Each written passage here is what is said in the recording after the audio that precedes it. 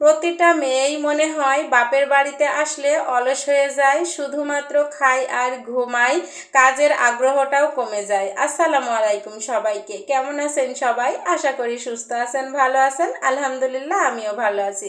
তো আপনারা সবাই জানেন ঈদের পরের দিন আমি বাপের বাড়িতে গিয়েছিলাম, আর গিয়ে কিন্তু আমি 5 থেকে 6 দিন থেকেছি। তো এখন আমি বাসায় চলে এসেছি। তো বাপের বাড়ির কিছু কিছু ব্লগ ভিডিও আমার রয়ে গিয়েছে, সেগুলো আপলোড করা হয়নি এডিট করার কারণে। তো এতই অলসতা কাজ করছিল, এই কারণে দিতে পারিনি।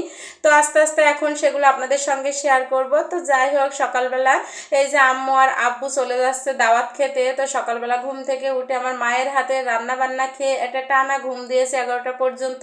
আর আমার আম্মু আর আব্বু এখন 11টার সময় দাওয়াত খেতে যাচ্ছে। আর কিসের দাওয়াত বলুন তো? ঈদের পরে বিয়ের দাওয়াত পড়েছে, আমার ছোট খালার মেয়ের বিয়ে হচ্ছে। এই কারণে কিন্তু আমার আব্বু আম্মুর আর আমার ছোট ভাইয়ের দাওয়াত দিয়েছিল। তো সেই দাওয়াত খেতে এখন আব্বু আর আম্মু যাচ্ছে, আর আমার ছোট ভাই কিন্তু বাড়িতেই রয়েছে। তো আমরা 2 ভাই বোন বাড়ি থাকবো, আর আমার 2 মেয়ে। তো এইদিকে আম্মু আর আব্বুর সাথে যাওয়ার জন্য আমার ছোট মেয়ে তো অনেক কান্নাকাটি করছে। আর ও যেহেতু ছোট, আব্বু নিতে চাচ্ছিল না, আর ও যেহেতু থাকবেও না, এই কারণে আমিও দিইনি।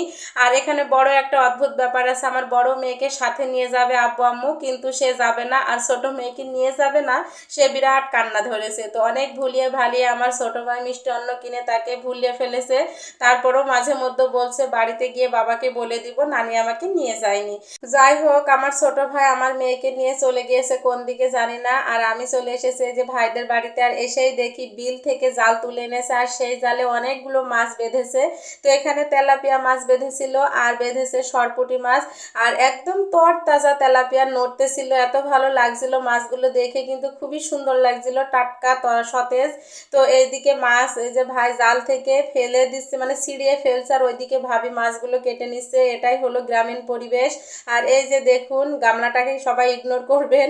তো এই গামলাটাকে নিয়ে আমি যখন ভিডিও করছিলাম অনেকেই মজা মস্করা করেছে। তো গ্রামের মানুষ তো এরকমই হয়। ওই গামলার মধ্যে মুরগি ঝুরছিল, যেহেতু মুরগির পাখনাগুলো উড়ে যাবে বাতাসে, এই কারণে। আর এগুলো কিন্তু পোলট্রি মুরগি, ঝিটকে মারা পোলট্রি মুরগি। আমার ভাবির 3 থেকে 4টা মুরগি একসাথে জবাই করে দিয়েছে, বয়স হয়ে গিয়েছে কিন্তু বাড়েনি, এই কারণে একবারে এই যে জবাই করে ঝুড়ে নিচ্ছিল। আর এইদিকে আমাদের পোলাপানগুলো এসে বলছে পিকনিক করবে। তো সেই পিকনিকের আলাপ আলোচনা করার জন্য ভাবিদের ঘরে এসে বসেছে। আর এইদিকে ফুফাতো বোন সজনে ডাঁটা দিয়ে ভাত এনেছে, আমাকে বলতেছিল খাওয়ার জন্য। আমি যেহেতু খেয়েছি এই কারণে কিছু ডাঁটা এখান থেকে এই যে চাবিয়ে নিলাম।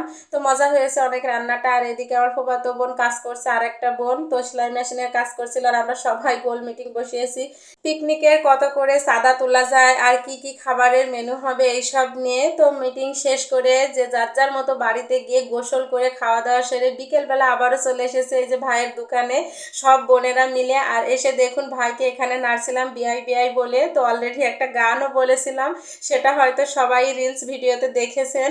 তো আমার মা বাড়ি নেই, এই কারণে খুব খারাপ লাগছিল। তারপরে আমার চাচাতো বোন ফুফাতো বোন ভাই বোনদের সাথে মিলে একসাথে সময়টা কাটিয়ে অনেক ভালো লেগেছে। তো আমার আম্মু বাড়ি না থাকলে না আমার একটুও ভালো লাগে না। তো এই যে এই ছিল আমার আজকের ভিডিও। কেমন লাগলো আপনাদের কাছে অবশ্যই কমেন্ট করবেন। আর পরবর্তী ভিডিও দেখতে চাইলে আমার পেজে ফলো দিয়ে পাশে থাকবেন। তো আজকের মতো বিদায় নিচ্ছি, আল্লাহ হাফেজ সবাইকে।